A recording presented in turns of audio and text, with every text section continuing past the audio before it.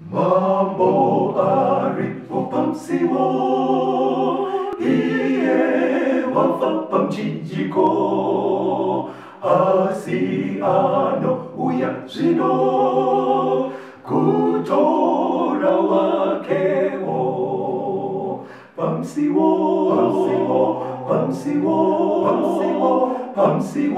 hule po pamsiwo Hallelujah, unde aripamsiwo. Živone soze kuguya, zino zireko itika, to ona neko kasika.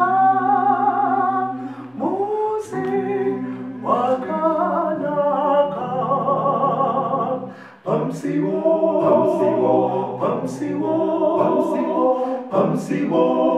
unde o pamsiwo. Hallelujah, unde aripamsiwo. Kwazivai vateri, tinomuchingamidza yekuchirongwa the second coming of Christ chamunopiwa naPastor Gift Rhodzi yekuNorth Zimbabwe Conference of the Seventh-day Adventist Church pamwe chete navaCaston Bete, Assistant Publishing Director kuEast Zimbabwe Conference of the Seventh-day Adventist Church. Mustudio nhasi tina Proclaim Rhodzi ari kutiisira into sign language. Kwazivai vateereri muranda wacho. Vateereri tinokuchingamidzai. Tinoda kutenda huri kuredu yatiinayo nhasi nemusoro wenyaya unoti tinoenderei kuchechi ichitungamirirwa navabetera. Hatipindei munyaya. Chidzidzo chedu toda kutanga nekuerenga kuna Zvakazarwa chapter 2 verse ya 14. Zvakazarwa 2 Revelation 2 verse 14. Asi handifari nezvimwe zvinhu zvishoma kwauri, nokuti una vamwepo vanobatisisa dzidziso yaBharami, wakadzidzisa Bharaki kuisa chigumbuso pamberi pavana vaIsraeri chokuti vadye zvakabayirwa zvifananidzo nokuita upombwe.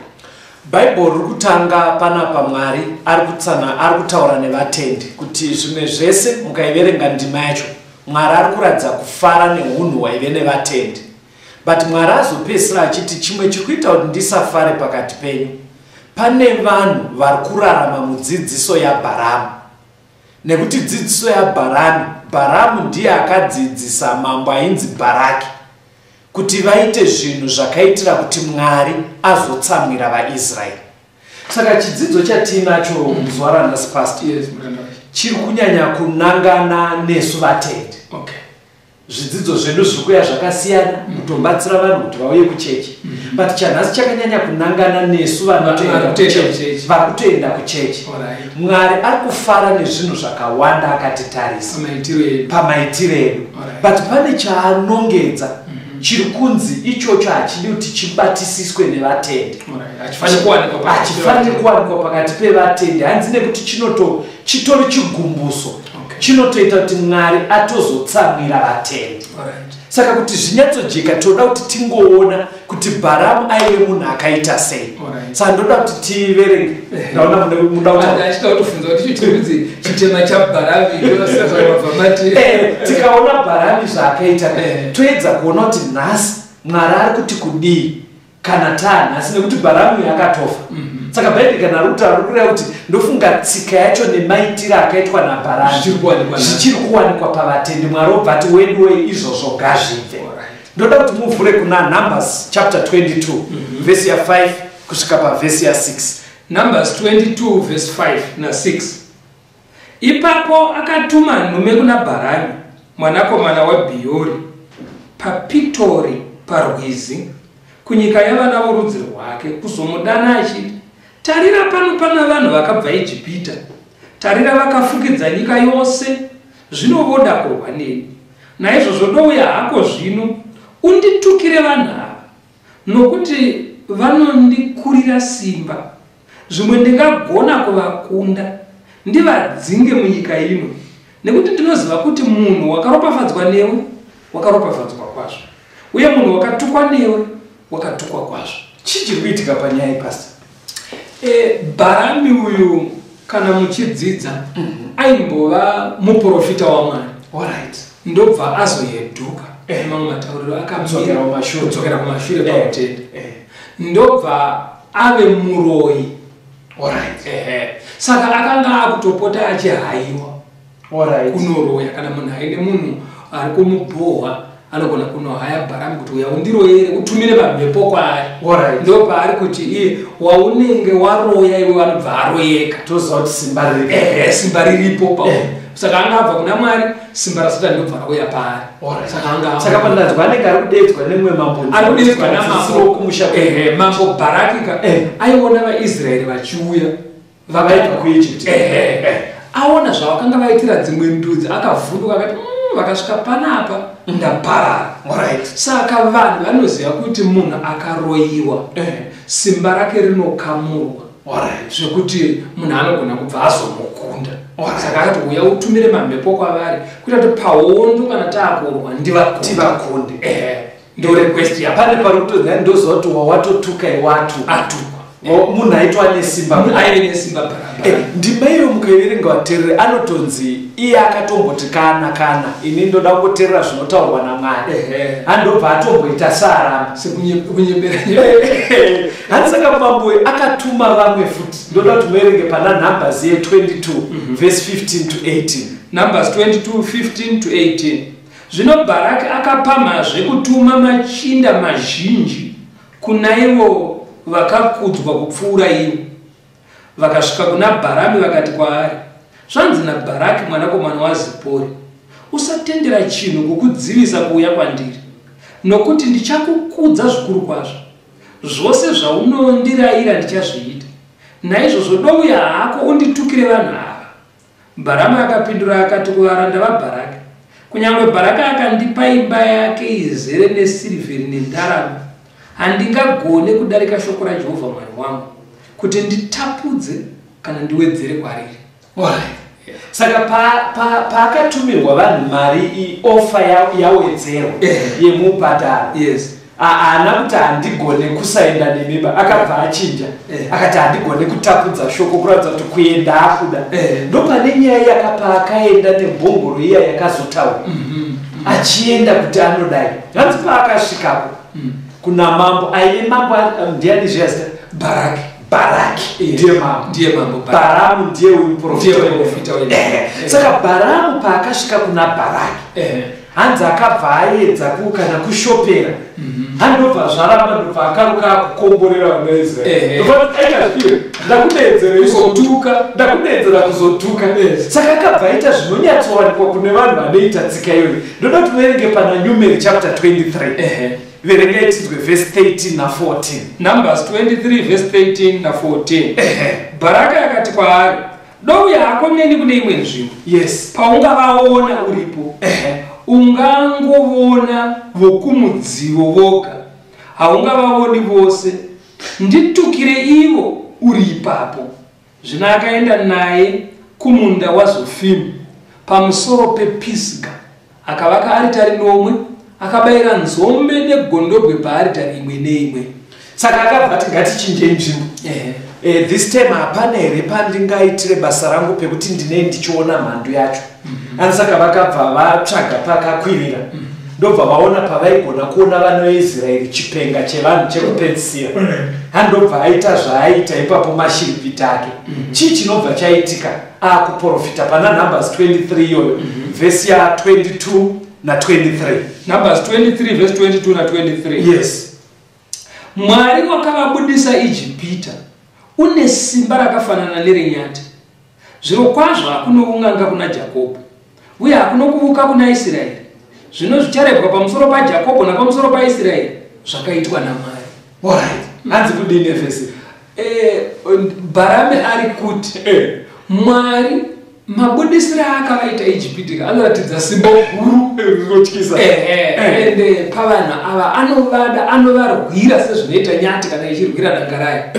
Saka hakuna huroyi hunotumirwa ukanobata pamuIsraeri. Haunamire kuvaIsraeri vaMwari. Saka ndiri kutadza ini kutumira mamhepo. vakomana inzwai assurance yatinayo vatende vazhinji vedu chinoita kuti tizoita chimwe chinamato chisingagashirike kutya kuroyiwa uri mwana wamwari ari kufamba nezvidzidzo zvatiri kuita panapa uroya hunamire pauri mwari wedu anotirwira saka kuti tozoona imwe ndima muna zvakazarwa 21:8 inototi vanotya havaende kudenga chinenge chizikanwa nebhaibheri kuti vanhu vakawanda vanotya kuroya uri mwana wamwari uroya haushandi saka Balamu akabva adaro ndobvaona zvaramba anzi akabva achinja futi pana Numbers 23 verse 27 kusvika pa20 Numbers 23 27 na 28 Baraka akati kuna Balamu uya zvino ndiende newe kune imwe nzvimbo zvimwe mwari ungafara nazvo kuti unditukire iwe uri ipapo zvino Baraka akaenda naBharamu pamusoro pePeori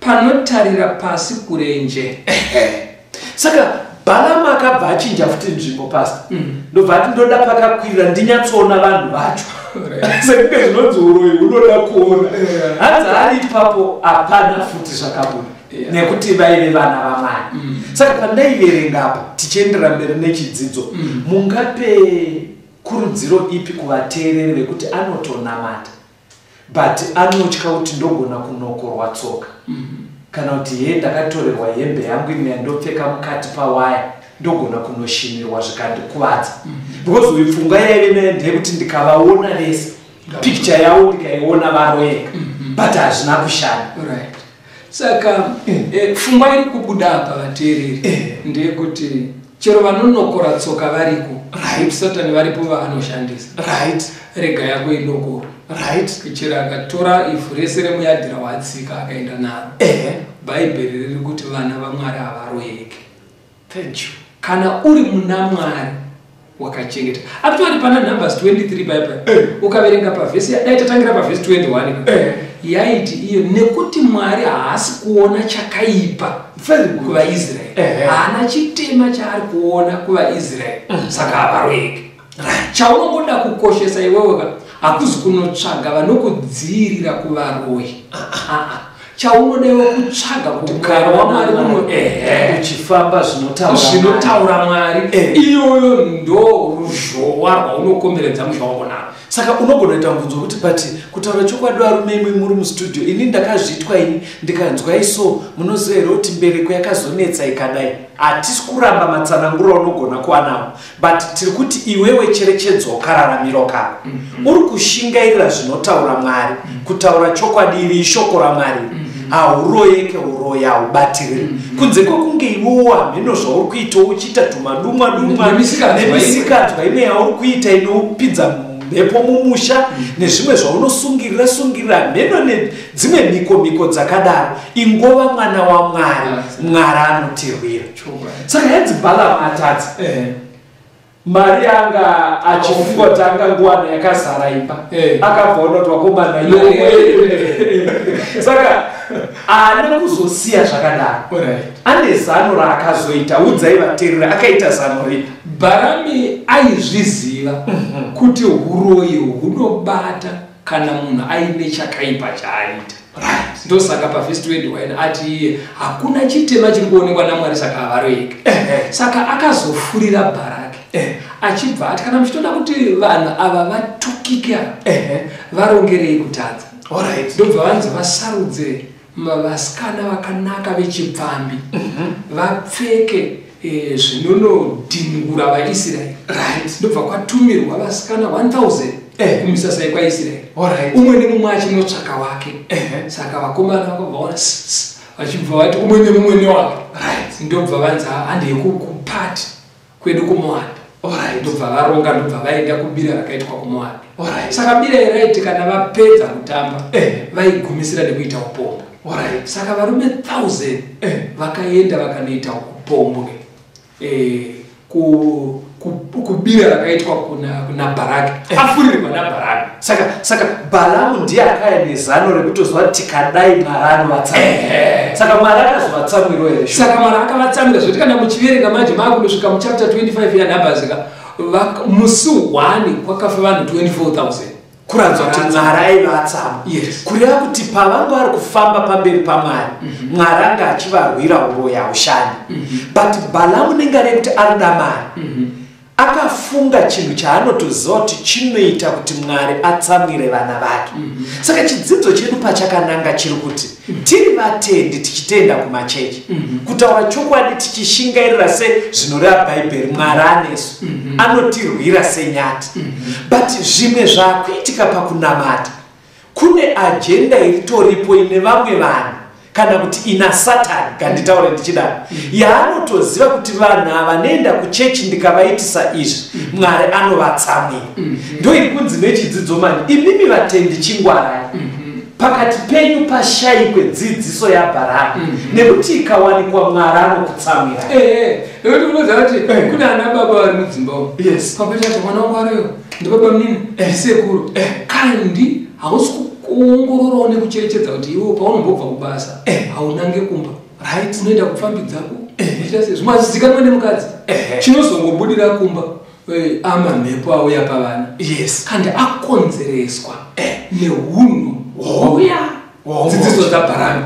Saka ukabatisisa padziso dzaBharamu idzo nyaya dzekuendera tusikana utwo muchidai nenyaya dziya dzekuti vakazononamata zvimwe zvimwari vachiita mabira vachidaro, pfungwa iyo Bharamu aitoziva kuti kutaura chokwadi Mwari anofuratira, Mwari haambodi mahumka akadai. Ende chitori chokwadi nanhasi, Mwari haafarire kuona zvakaipa. Saka iwe ukapinda mune zvakaipa Mwari anokufuratira. Saka dzidziso yaBharamu iri kuti kudii? Dzidziso yaBharamu kuintroducwa kwezvinhu zvinotozikanwa kunzi Mwari anobva atitsamwira zvikawanikwa pakati pedu sevatendi. Toda kutenda kuti ngatimbonzwa kambo ateereri toya toenderera mberi. Ndafamba kure nekumusha tenzi zvinodzoka, ndakaita zvakashata zvinodzoka kumushata, manudzai maoko enyu tenzi ndouya nditore ndiite muranda wenyu, nokuti ndokotadza nodzoka kumusha wenyu, kumusha zvese zvashata, mwana wenyu narinizve zvekusafamba, ndoya tenzi zvekusafamba, nditore ndiite wenyu narini ndogara kumusha. Ndarasa makore mazhinji tenzi zvinodzoka, nondiyuka nemasodzi zvinodzoka kumushata, manudzai maoko enyu tenzi ndouya nditore ndiite muranda wenyu, nokuti ndokotadza nodzoka kumusha wenyu, kumusha zvese zvashata, mwana wenyu narinizve zvekusafamba, ndoya tenzi zvekusafamba, nditore ndiite wenyu narini ndogara kumusha. Ndashaya ropa rorenyenye tenzi zvinodzoka, mundishambidze ndichene, rurenyenye ndicheneta, manudzai maoko enyu tenzi ndouya nditore ndiite muranda wenyu, nokuti ndokotadza nodzoka kumusha wenyu, kumusha zvese zvashata, mwana wenyu narinizve zvekusafamba, ndoya tenzi zvekusafamba, nditore ndiite wenyu narini ndogara kumusha. Tinomuchingamidza vateereri, tiri kuenderera mberi nehurukuro yedu, tinoenderei kuchechi, hatipinde munyaya yemabetera. Iko zvinotoda kuti tirambe tichiona murume anonzi Bharamu. Tichaverenga kuna Joshua 13 vhesi ya 22. Joshua 13 vhesi 22. Bharamu mwanakomana waBheori muvuki, naiyewo wakaurawa nomunondo navana vaIsraeri pakati pavamwe vakaurawa navo. Panapa ndiMwari akunyatsa kutsanangura chimiro chaBharamu. Vana Bharaki vaifunga kuti muprofita waMwari. But Bhaibheri rakutsanangura kuti aiwa aive muvuki. Muvuki ndiwe wamunogara muchidzokorora, padzokororei futi. Muvuki munhu akaita sei? Muvuki munhu anofembera anoshopera. Basa rake kazhinji nderekuudza vanhu zvakavanzika zveupenyu, zvavanonosangana nazvo kumberi uko, but chinangwa chisiri chekuti vakudze Mwari.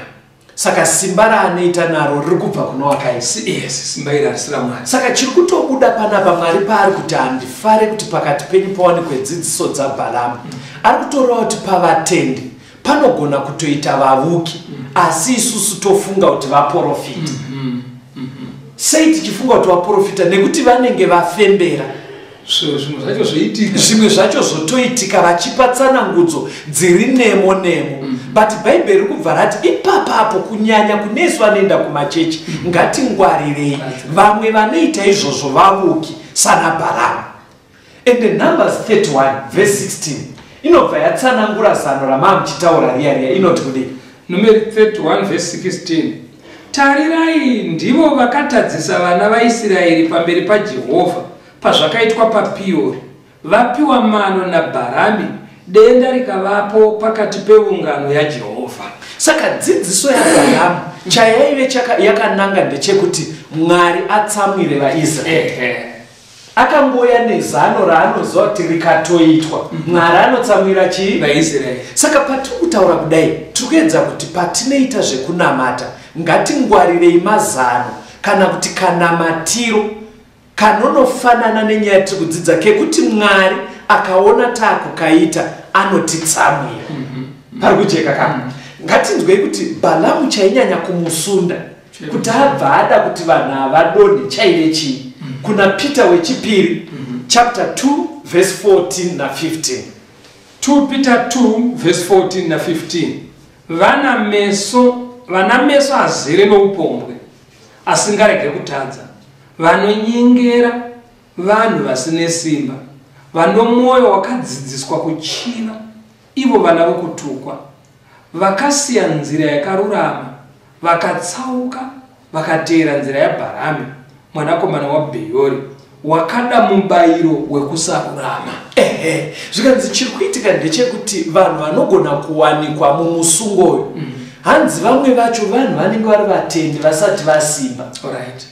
Mazvona wekutoti ari kubva mukuzvimiro zvamakambotidzidzisa zviya zvekuti pamwe anga ari muchimiro chana Manasa, chana Dhavhidhi, chimiro chana Abhurahamu, hanzi asati asimba kudaro pakabva paita vatungamiri kana kuti anopinza chechi kana kuti anotungamira kunamata ari munhu akatarisa Mwari, ari kuda mubayiro chete, ndo chinangwa chake, ari kuda kuita Mwari.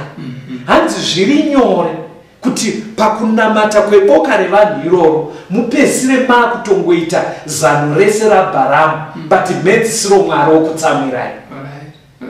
Kunamata anenge achiuya, asi chaakanyanya kunanga chake mubayiro kureva kuti zvechechi kwaari itori project yekutoti aite Mwari.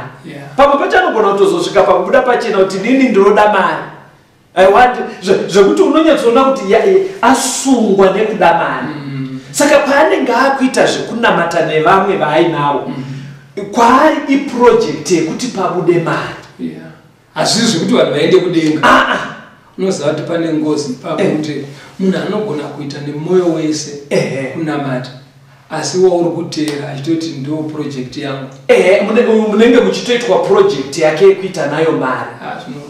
Saka muchiona kazhinji panyaya dzekunamata, saka tati unoenderei kuchechi. Panyaya dzekunamata kazhinji mukutobuda kuita chidzidzo hazvidi kuti unyanye kutarisa pfuma zvaiita Bharamu. Even imimi watungamiri imimi akacho ndimunogara uchititi ndakamaka ipapo panzwe ndinotipidza machechi. Musangoti nhengo dzese dzamaona muchechi muri kutoona madhollars enyu muchitoona madhollars. Zviri kuitika munyika toda kutenda Mwari, vanoteerera variko.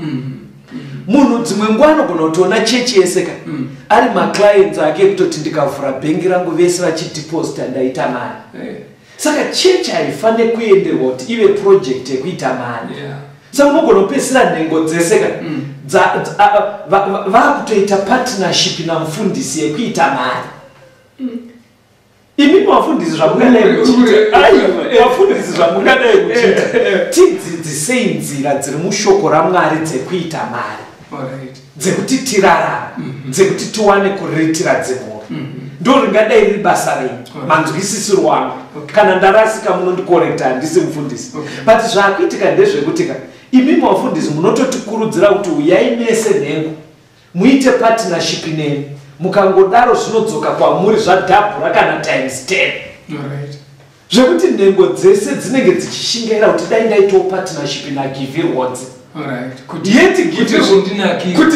yeti give rewards chaakatongonanga arida kuita mari yauya yacho dhora rauya iro because ari kunzi ari kutozviziva kuti vanhu havachiri vatete pakutenda saka kunenge kusikombudikidza kuti project yake ibude saka ndo pari kunzi vateereri mwari haafarire kuti patinoita zvechechi tichienda kuchechi tiende tiine pfungwa dzabhalamu mapadzwisisa kapa siya henyu zvakazarwa 2 verse 14 tamboiverenga endai pana Jude 11 inoti kudii Jude verse 11 yes vane nhamo nekuti vakafamba nenzira yakaipa vakapengera kukutsauka kwabharami nokuda kwomubayiro vakaparadzwa nokukakavara kwakora mapanzwa kupenga kwakaita era yaBharamu zvikanzi nyaya iyi vese vari kuwanikwa vachiita kaitiro kaBhalamu bhaibheri parinoti vane nhamuka harisi kureva kungoti they are poor zvekushaya dhora riri kureva kuti mumaziso aMwari havasi kugamuchirika vakananga kusirikwa hanzi reason ndei hanzi nekuti vangotora nzira yaBharamu yekutsvaga mari asi uchikonzera vanhu kutadza saka kuchecha hakuenderwe donzo hombe riri rekuita mari Mwari wedu watinonamata ane simba rekutichengeta ane simba rekutifumisa saka kuna Mateo 6 kwe achitoti tangai kutsvaka ushe hwanyu hwaMwari izvi zvimwe Mwari anogona kudii anozongokupai but chinorwadza pana Bhalamu mufundisi anga asikuda kungoita mari chete aida futi kuti nevanhu vacho vatukwe naMwari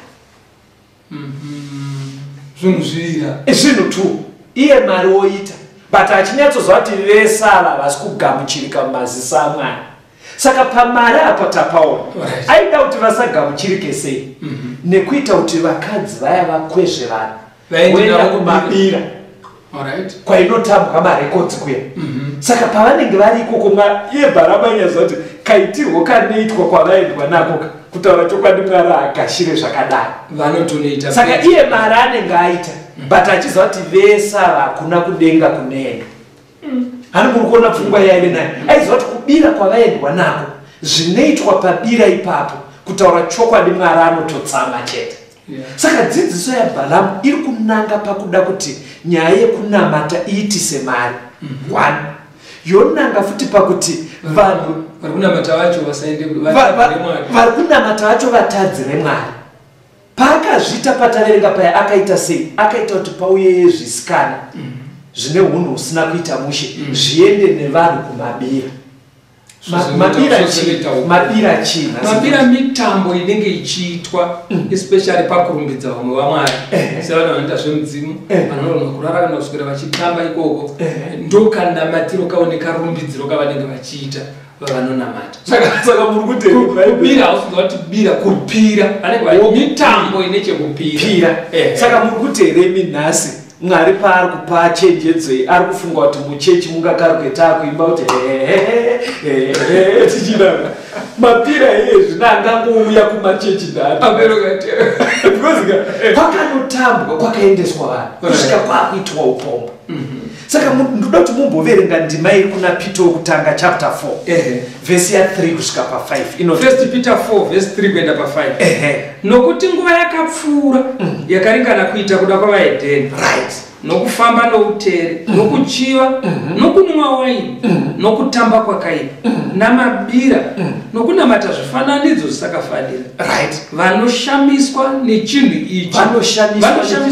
ichi kuti hamufambidzani navo pakusazvidzora kwavo uku kwakawanda vachikureverai zvakaipa ivo vachazvidavirira kuna iye wakazvigadzirira kutonga vapenyu navo. Idzo izvi kutaura ndimai iri vateereri iri kutiyo tauya kuna Mwari tinofanira kuva tatobhaibhisa zvamakamboti ticha zviya zvataita kumashure kuti bhabhai ndoyekunzi nguva yekuita zvataita kumashure yakadii yakapfuura. zvii zvaitwa kumashure hanzi yekunamata zvifananidzo kutamba kwakaipa.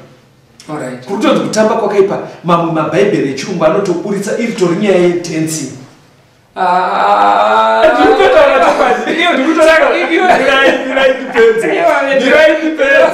Mapasta amudimba kuti titsanangurawo mavhesi zvaari kutoreva hatidi izvozvo vateereri vakateerera chimboteerera kuitira kuti vateereri vangu vazoona kuti givhirwo dzaanomboteverawo imboteerera.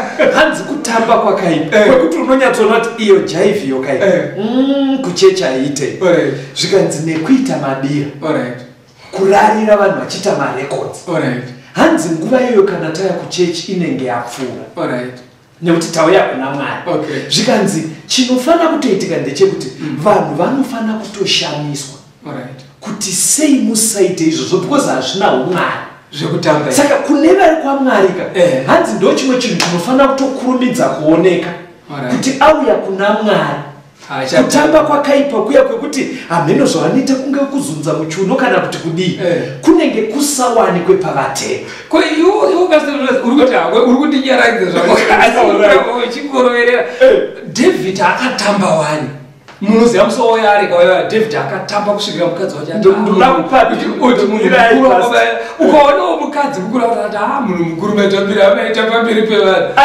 Ndichapatsanangura asi manzwa ere bhaibheri rati kutamba kwakaipa ipapo ndapanzwa kutoratidza kuti zvine kakunyadzisira kutoreva kuti ndinofunga nedzimbo dzacho dzaitoridzwa dzinenge dziri dziya dzisingatarisirwe kuchechi dzemunyika. Saka zviri kunzi nguva iyoyeyo yekuti vanhu vatinotoziva kuti ava vanoridza marekodzi ekufadza vanhu vanoita zvakaipa hazvingatarisirwe kuti taakuita chechi titore vanoimba kwakadaro vanoita marekodzi akadaro vokaruka vaiswa kumberi kwechechi. Chechi yese totanga kupfichuka tichitamba matambiro akaipa atinotozikanwa kuti ndeekumabhawa. Zviri kunzi nebhaibheri nguva iyoyo yakapfuura zvikachiwanikwa pakati pevatendeka. Hanzi ndibhalamu ari kunyatsoziva kuti mafuza evanhu vese ava Mwari anovatsamwira.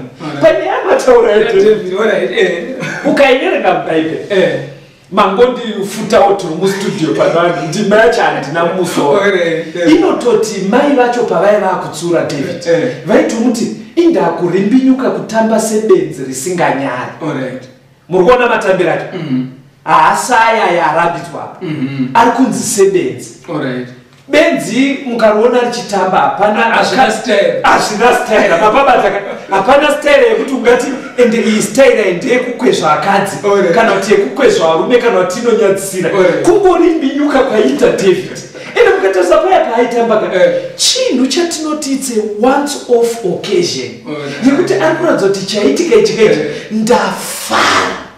Akusvika kuti David next week aisikorimbinyuka futi kudaro next week orimbinyuka futi kudaro yange isiri tsika chinhu wani chekutotiwo paita chinhu chikuru changofadza ipapo yanzi areka yaMwari yenge yabvuma kutakura.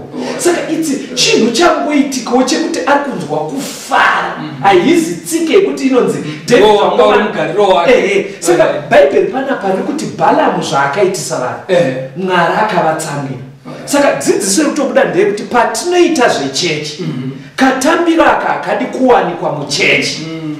Saka aiwa ndiri kunzwa vateereri zvitaura panapa kuti mubhaibheri tinosangana nevanhu vakatamba asi kutamba kwacho kwakusiri kwemazuva ese ndiko kuti akangofarawo yanga iri nzira yekuexpressa mafariro ake ndokungosvetuka mambo kamunhu anofanira kufambawo zvine dignity zvinechiremerera pamberi saka akangosvetukawo nemufaro asi hakusi kuti yaive tsika yake yamazuva ese. Ende kutamba kwake zviri kuburitswa panapa nezvekuti kwakusina zvinonyadzisira kwakusina zvinenyadzo kana kuti zvimwe zvekuti zvingavavarire kunge zviri kukwezva kana kumutsa dzimwe shungu muvanhu vakaungana. Ende kwekusiri kune style ndanzwa muchida David aitonzwa ngorimbinyuka kwekufara.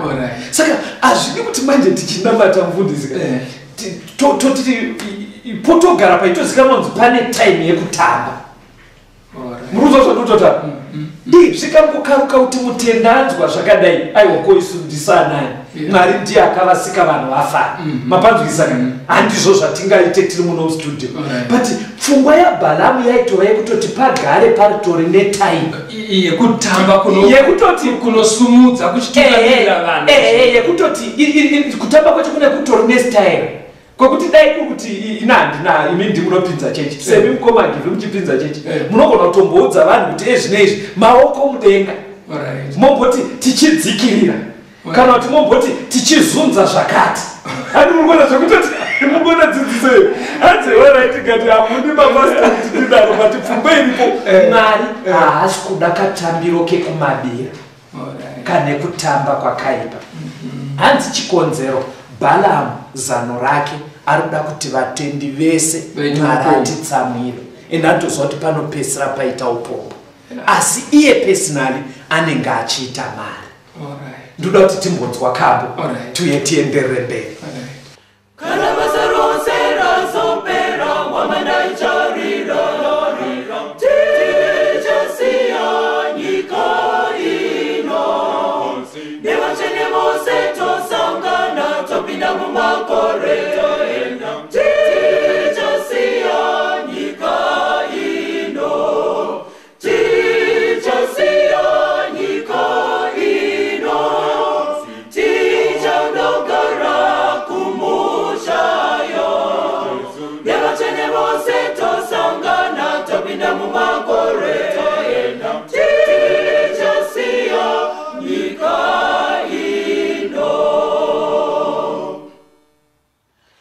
Hama yangu chisarudza Jesu nguva yave kupera tichasiya nyika ino kana iwe ukabhabhatidzwa uchafanira denga tichasiya nyika ino tichasiya nyika ino tichandogara kumushayo nevachene vose tosangana topinda mumakore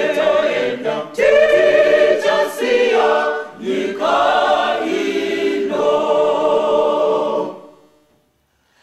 Vakafira muna Jesu Kristu ndivavo vachamuka tichasiya nyika ino vapenyu vari muna She Jesu ndivo vachashandurwa tichasiya nyika ino tichasiya nyika ino tichandogara kumushayo nevachene vose tosangana topinda mumakore tichasiya nyika ino. Iwe nenikana taponeswa topinda mumakore tichasiya nyika ino nevachene vose tobururuka topinda mumakore tichasiya nyika ino tichasiya nyika ino tichandogara kumushayo nevachene vose tosangana topinda mumakore tichasiya nyika ino tichasiya nyika ino tichandogara kumushayo nevachene vose tosangana topinda mumakore tichasiya nyika ino.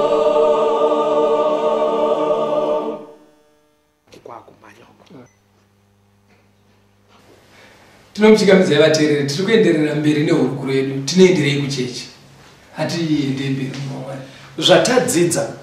Mwari anotida, anotikomborera, ndiye anotipa mabasa nemari. asi handiro donzo ratinoendera kuchechi. Mwari ndiye anotipa maoccasion ekuti tinofara tombopembera, asi hatiendere kuchechi donzo riri rekungonotamba. Takuda kuti tione pamberi kuti dzidziso yaBhalamu iyi zvainoita kunge yatekeshera zviri kumbofamba sei. Tichaverengerwa kuna Mika 3 vhesi ya11. Mika 3 vhesi 11. Vakuru varo vanotamba mhaka kuti vapiwe zvipo. Vaprista varo vanodzidzisa kuti vapiwe mubayiro. Vaprofita varo vanovuka kuti vapiwe mari. Kunyange zvakadaro vanosendamira kuna Jehovha vachiti, ko Jehovha hasi pakati pedu here? Hatingawirwi nezvakaipa. Saka hanzi pazviri kutoitika kunyange tiri kutotaura tiri pamasaisai kudai. Bhaibheri raisa pachena kuti Bhalamu haazi muprofita. Mika azoisa pachena. Hanzi maitira haanoita aya achitsanangudza kungave kutaura kuti unonzi givhirwodzi kumusha kwenyuwo wakakurira kuchikuru madziva kuhwedza svondo rapera una kuenda kuchigondo here iwe. Nyange zvikati nemo nemo hanzi kuuka. Bhaibheri rachibuda pachena. Saka riri kureva manje kuti vazhinji mazuva ano vatiri kuti vaprofita vavuki. But rabva raenderera mberi kati vari kuukirei mari kuti vapuwane very good. Saka unobvonetswa saka mari inobuda papa tokubasa kwavo. Unoshiya kuti mari inobuda kupi? Mari mabudira inoita pasi. Ndikataura kuti makaenda kuhwedza kuchigondo svondo rapera. Ani muri kuona kuti vari muno mustudio vari kutitora mapicture vari kunzwa. Ndobva ndati haudzigivhirwodze here iwe? Ndizvo zvose. Ndiri kuona kuzviyambi. Iwo bvati sure ndakakurira kuzviyambi. Ndobva ndati kwachiota kudhuze nekwaseke pedzisai. Kudhuze nekwaseke ndokwadauka. Kuna amaika. Ari muri kuona vari kutiteerera vari kuona kuti ndiri kutaura nemo nemo. Saka zvazvinoita kana ndakupai tsanangudzo nemo nemo kunyange ndiri kushandisa simba rekuvuka. Ava vari kutitora mufananidzo vari muno mustudio dai vasina kusimba vanotozoskondikwenya kuti nhai vabetera ndingaonowo 1 here on 1 nevi. Mazone majeka because anenge akudo kuti ndimupotsanangudzo dzakekuchigondonepachihotea anenge aona kuti ndarova nemo handiti mazona. Saka ivava vari muno vari kutitora mapicture vanonzwawo hari yekuti dai ndanopiwa utsanangudzo dzangu. Saka ndingari kuti ndine ndisina nguva manje ndinobva ndachitaura manje vateereri vakanditarisa kuti imimi vese God is mighty. Muchida mukana neni Caston Betera shandisai nhare dzinotaura. Anongona zvimwe zvinogona kuita hanzi kuti vese vanodaro ndozvavari but pfungwa iri kutaura nebhaibheri iri kutodzichenjererai nekuti ivo vane vachitsvaga mari. Vanenge vachitsvaga mari. Saka vanhu pavanezenge vakuuya kuwanono maiwe panenge paakuchiita mari manje. Saka tiri kuda kuti vateereri pavari kunzwa tineenderei kuchechi. Tiri kuda kuti nyaya iyi ijeke kuti vazhinji vatiri kuti ana Bharamu vaprofita vamwari havazi vavuki donzo ravo ivo kuita mari. Ko isusu kuti titsamwirwe naJehovha taitiswa zvakaipa. Saka pane vhesi randakanyorera inini mapasta riri kuna Timothy wechipiri chapter 4 verse 1 kusvika pa4. Nderenyiro nderengai mapasta 2 Timothy 4 verse 1 kuenda pa4. Ndinokupupurira kwazvo pamberi paMwari naKristu Jesu, iye uchatonga vapenyu navakafa pakuonekwa kwake noushe kwake. Paridza shoko, ramba uchidaro nenguva yakafanira kunyange isina kufanira. Raira, tuka, ranga nomwoyo murefu, zvikuru nokudzidzisa. Nokuti nguva ichasvika yavacharamba kutendera dzidziso yakarurama, asi vachida kufadzwa panzeve dzavo. Vachazviunganidzira vadzidzisi pakuchiva kwavo, vachifuratidza nzeve dzavo pazvokwadi, vachitsaukira kungano. Maona kuti ndiTimothy aiudzwa naPauro kunzi Timothy kana wakuita basa raMwari ziva kuti vanhu vauri kutungamira vagara vanoda kunakidzwa panzeve. Asi wewe ndokumbirwa kuti paunoita chipasta chako imboitwawo uchirayira imboitawo uchituka, hakusi kutuka kuyako Kwekupopotedza. vari rechirungu unoti rebuke. Right. Hanzi kuchechi kunoda kumboti urayirewo, umbotsiurawo kuti madzimai pfekai zvakanaka. Handiti ka hanzi worayirawo, wodzidzisa. Hani mazvona zvinodiwa kuchechi. Saka kuchechi hakudi kuti kungoramba kuchingoenda. Ndikungofara. Ndekwekungofadza nyama chete, kuchingofadzwa nyama chete. Hanzi vanhu itoziva kuti vamunotungamirai mapasta vagara vanoda zvinonakidza panzeve. Hanzi asi mimi manje chivai vanhu vakangwara.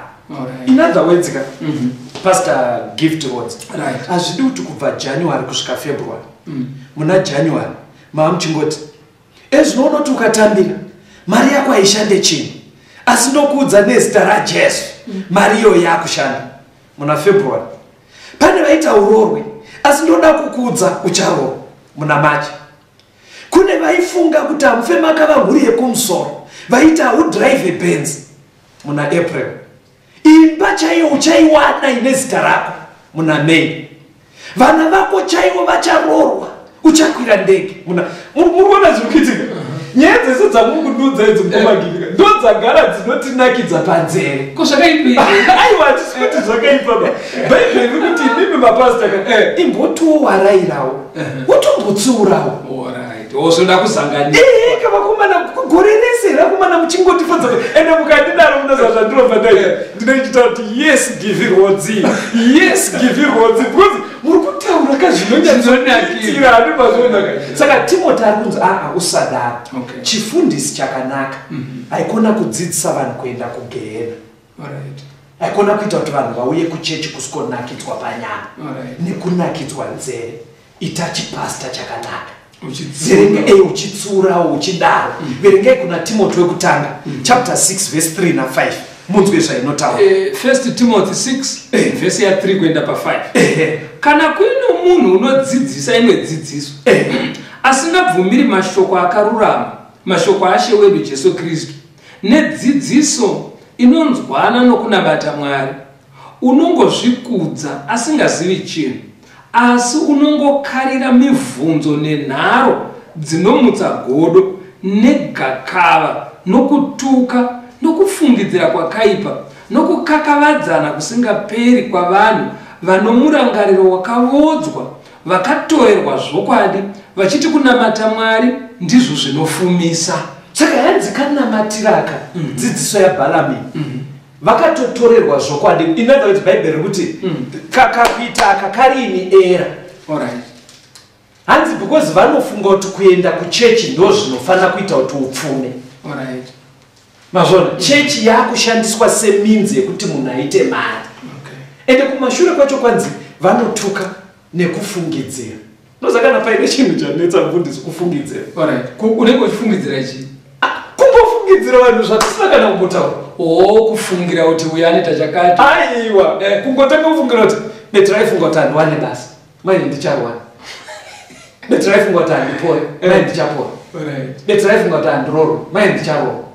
Zvikanzi hanzi vane dzidziso yekungofungira, aiko pasina atombodaro. Nduze pamwe titori kudzimba kweduka tiri kutonamatirawo mufunge keresenzei kuti Mwarika muonewo zveshuwa zera raave vana vasikana vazhinji vanotanga kupanika.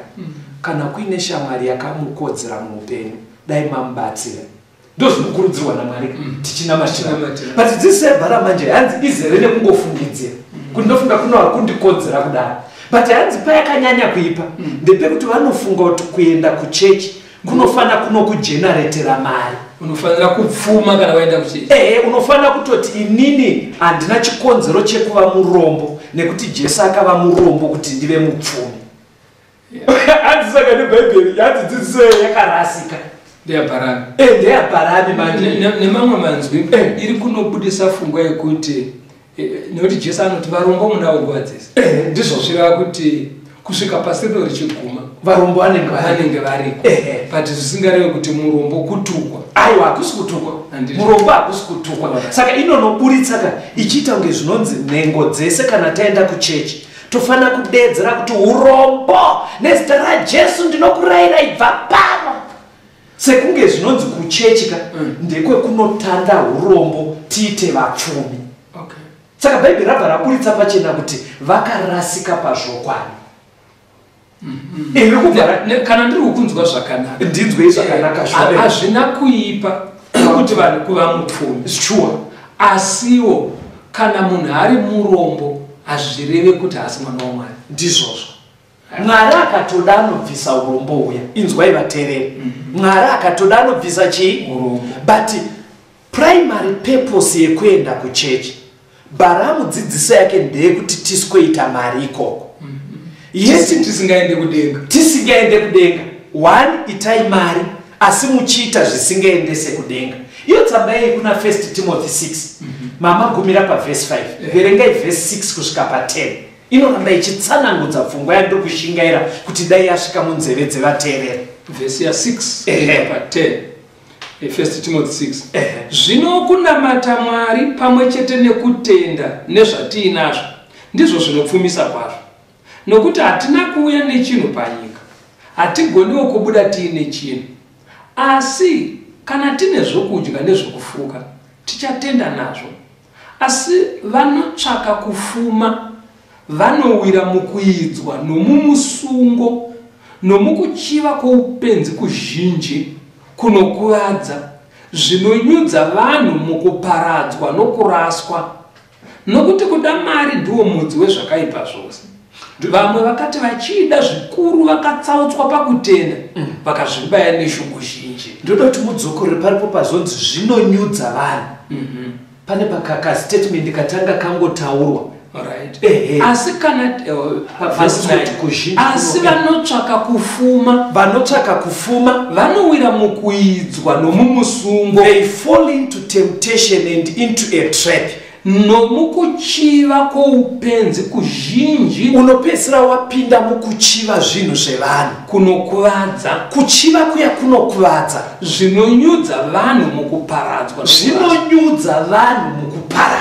muri kunzwa ndinai zvairi kutaura kuti paunoramba uchishingaira kuti ndofana kuita mari hanzi unopedzisira wakuchiva zvinhu zvevanhu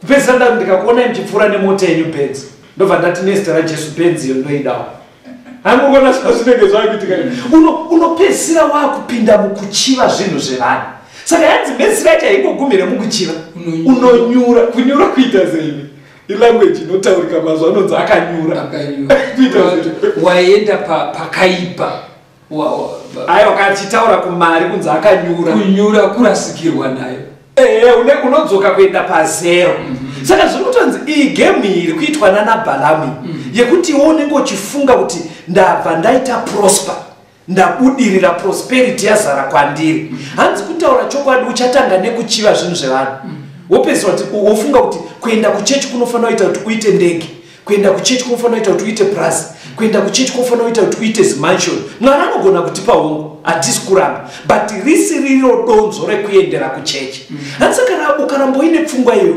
unogona kutonyura tumari tushoma twauinato kutonyura kuenda pazero ndozviri kutaura bhaibheri saka tinofanira kuita sei vaHebheru 13 verse ya 5 Hebrews 13 verse 5 musakarira mari pamugariro wenyu tendai nezvamunazvo nokuti iye amene wakati handingatongokuregei handingatongokusiyii saka pfungwa yekuti hakuna asingadi mari ichokwadi but haidi kutaurika maningi kuchechi muchechi ngamuzare zvekuenda kudenga mari ndio inototiraramisa saka vaHebheru iri kubva kuti inoatendini hekunai kukarira kuda mari kudaro mazvibata saka mari zvainowisa munozva kuti zvinonzi kana wane mari ndo wealth nemariches ndo prosperity saka bhaibheri riri kuti vatende haikonai kuda prosperity ndozvariri kutaura enderai kuchechi kunotsvaka ukama naMwari kana achikupa prosperity okupa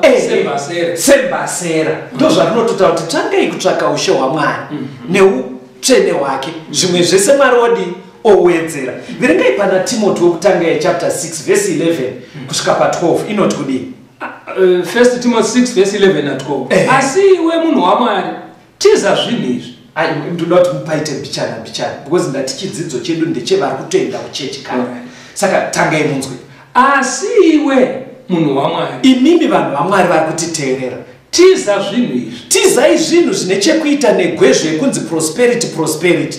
utevere kururama nokunamata Mwari, uyai muteere kururama kunodiwa muchinamata Mwari, nokutenda norudo, muve vanhu vari content, vane faith, vane rudo, nokutsungirira nounyoro. tomboti une nhamo iri kukutambudza, iva munhu anotsungirira.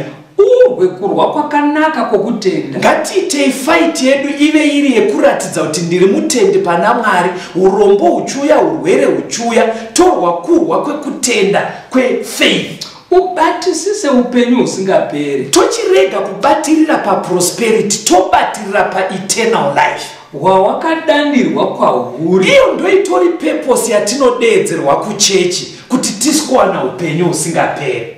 Ukapupura kupupura kwakanaka pamberi pezvapupu zvizhi. Nekuti patakatouya kuchechi taitopupura kuti tauda kumbosiyana nezvenyika. Ndoda kutendai nekuerenga kwakanaka. Verengai verse 18. Ndinokurayira pamberi paMwari, Yes. unopa zvinhu zvose upenyu hwazvo, napamberi paKristu Jesu, wakapupura kupupura kwakanaka pamberi paPondio Pilato. Zvikanzi nyaya ndiri kutokurayirai, Pauro aiita kunge ari kutobheja, kunge ari kuita mhiko pamberi paMwari. Zvikandoda kukurayira Timoti nemi vatendi vari kuteerera, shuwa ngatirwei kurwa kwakanaka kwekutenda. Titize nyaya ine chekuchiva nekuda mari, nekukarira pfuma, neprosperity yakawanda. Zvikanzi ingawani Jesu chaiye akapupurawo wani pamberi paPondio Pilato. Ndiye mutongi. Jesu akapupura kuti kudii? Ndoda kuti muverenge kuna John 18 verse 33 neverse 36. John 18 verse 33 neverse 36. Yes. Zvino Pilato akapinda zvemumba momubata akadana Jesu akati kwaari, ndiwe mambo wavaJudha here? Verse 36. Jesu akapindura akati, ushe hwangu hauzi hwenyika ino. Dai ushe hwangu hwaiva hwenyika ino, varanda vangu vangadai vairwa kuti ndirege kuiswa kuvaJudha. Toda kutenda. Hanzi Jesu ari pamberi paPondio Pilato akabvunzwa ndiye mutongi. Zvikanzi iwe nyaya ikumboitika ndei? Ushe hwako ndiwe mambo wevaJudha here? Zvikana Jesu aiwe inini mambo hwangu hauzi hwenyika ino. Nekuti dai waive hwenyika ino ndingadai ndatoyewo nemagadha angu anotondigadha tarwisa. Even mafollowers angu angadai atorwisa chaizvo kuti ndisapinde panyaya ndiri yekutongwa. Saka muri kuona even tiri muno mustudio ateereri, musakanganwe chinhu. Tine kutenda kuti Jesus is coming again. Amen. Jesus is going to come soon and very soon. Saka upenyu hwedu chaiwo nenyika yedu iri kumusoro kudenga. Saka tikabva tavanhu vabatikana nekufadzwa panyama patinoenda kumachechi, tichitamba marekodzi chechi yese, tichimboita style yakafanana, tichidaro toendera kuchechi pfungweni yekuti dai taita mazimari, tichita maschemes ekuita mari, toendera kuchechi kuti dai taita prosperity inotyisa. Pauro ari kutiyambira nebhebheri kuti inzwai vatendi vari kuteerera, tizai zvinhu izvi, tipupurewo kupupura kwakaita Jesu ari pamberi paPondio Pilato. Akaratidza pachena kuti umambo hwatiri kukurudzira tiri muno mustudio umambo hunouya hwaKristu Jesu. Mwari kana ada anogona kutombotipa pfuma nhasi, but donzo redu nderei mfundisi?